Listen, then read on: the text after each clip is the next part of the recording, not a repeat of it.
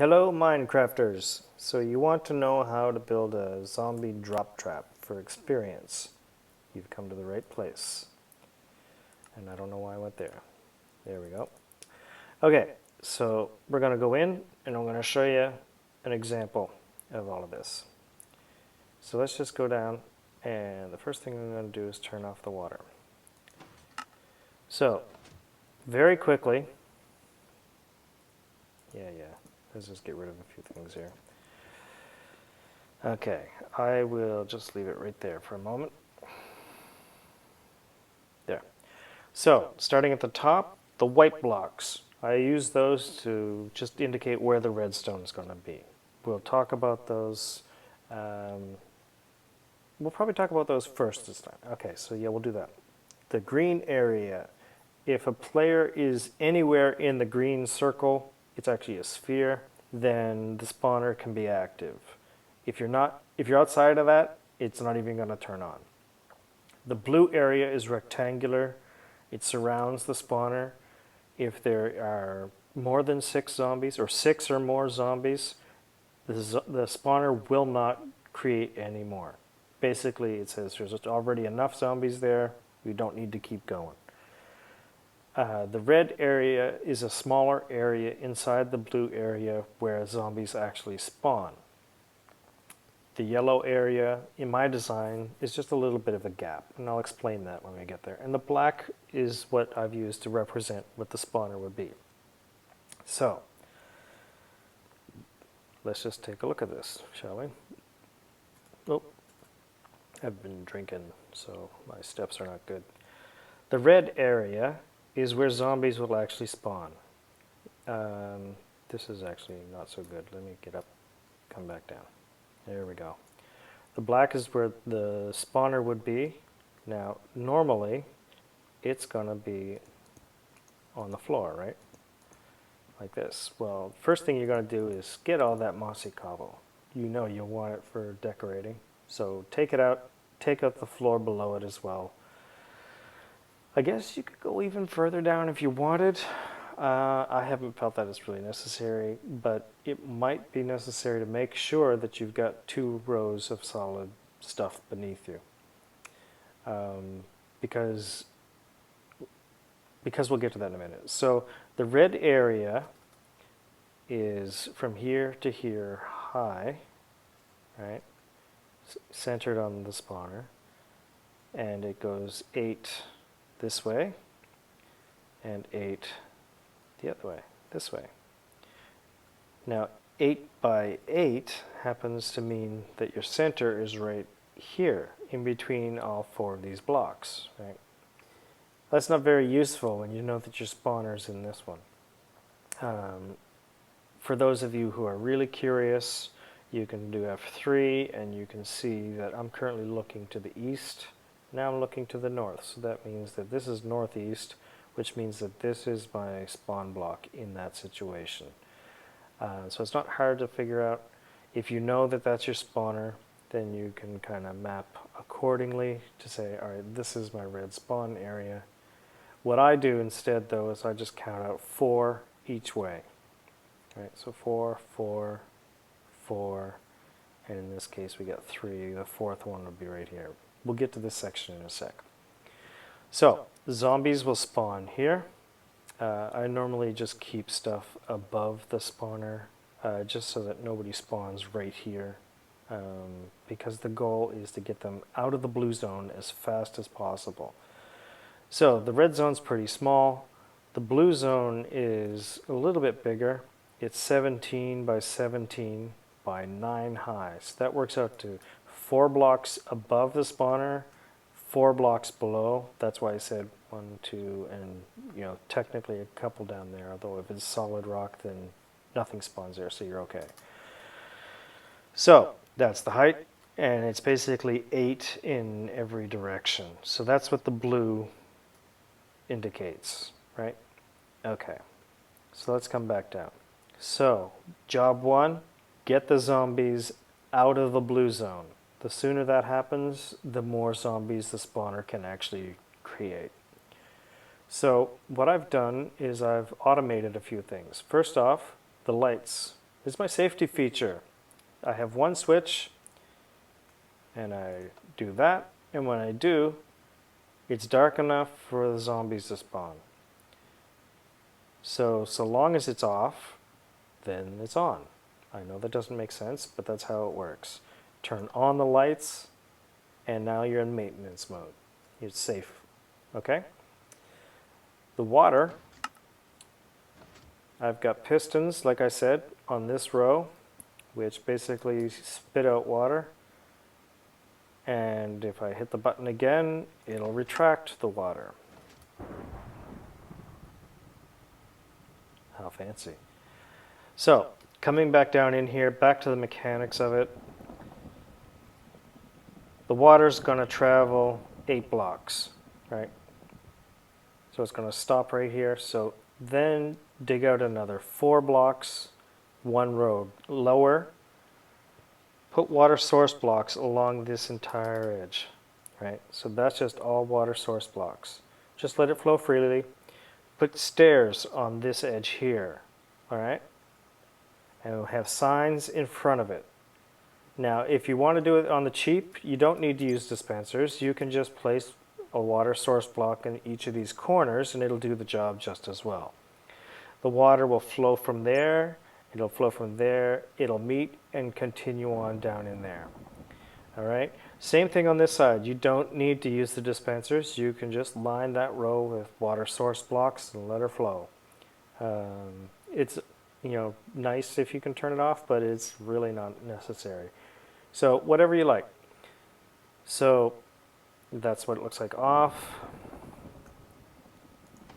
I turn it on, and you can see, there they go. In a minute, I'll talk about, I'll do it now, why not? So I'm a zombie, right? I'm not controlling my movements. I'm just going to free look around and show how this happens. So the water pushes me along. Now when I get to here, I am going to have to press the space bar to go up, but that's what your zombies are going to do anyway. They're going to do that because, let me go back down just so I explain this a bit. So I've got a sign right here which prevents water from flowing back. And I've got a sign below it, if you can see it, and that prevents the water from, again, flowing back. So I've also got a missing block here so that this water is pushing me up against this edge, right? This prevents the zombies from coming back out. So the water is going to push them in, and it's going to hold them here, and they're going to drown unless they swim. Once they start to swim, well, it just alternates, sign water, all the way up. They have no choice but to swim, because if they don't, they just start to sink, and so that's no good for anybody. So up they go. They swim, and I can't even get there. Oh no, the water, it's pushing me, even if I'm jumping. All right, now, as it happens, I happened to not have this one turned on. I made it fancy by putting in another dispenser with a button. But you could just get away with a source block, like I said. So let's just close the gate. So, oh no, I'm a zombie, I'm trapped. I can see what's coming ahead. So, sign behind it, water flowing. The stair, again, just pushes me up over. Oh no! Yeah, see, I was moving, that's why I didn't actually land. Let's come back up, because there's one thing that I wanted to say. There. In here, let's come back down. A couple of blocks before where you drop, you want to bring it down to just too high. You don't want your zombies jumping up and then falling in, because then they're going to be too high and they're going to take more damage than what you want. You don't want zombies to land and then die. You want them to land and be really hurt. So they come down, boom, they land here, they take a lot of damage, and now, because, oh no, he's trapped, he can't get out, and he's dumb, he's a zombie. He doesn't know that he can punch down here at his feet. He only looks here, and he can't see anybody, but oh, he's getting hurt, oh no, what's going on? He dies. That's the point.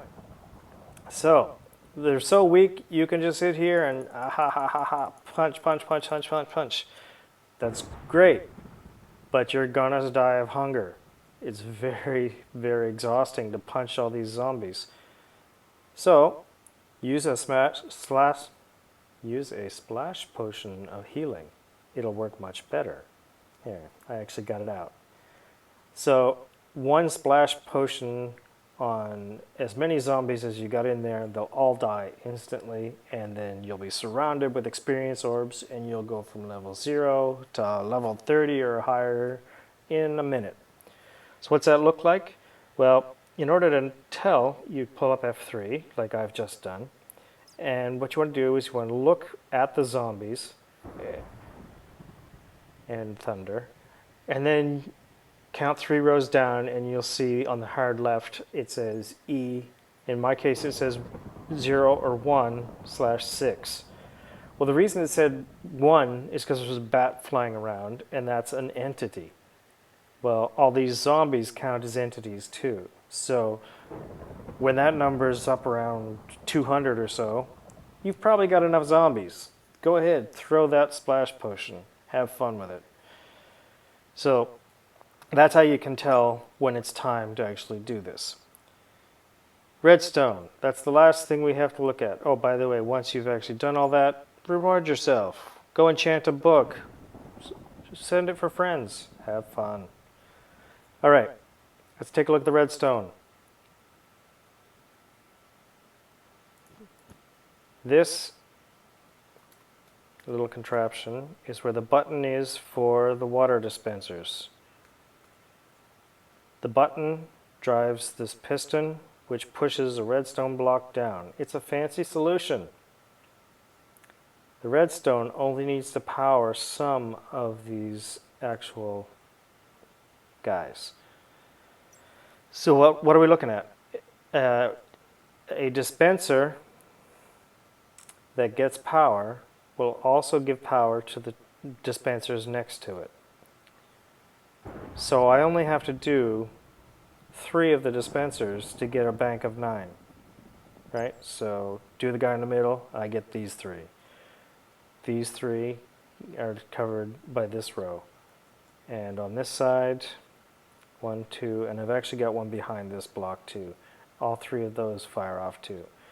So if you put redstone on all of them, it does not work. So do it like I've said, and that'll be fine. So then I've just got another line. I needed a repeater so that it would actually get there the whole way. Hey, Bat, how you doing? To hit this one on the end. That way I could keep it all in the same secret. So, who wants to see this in action? You do. I know you do.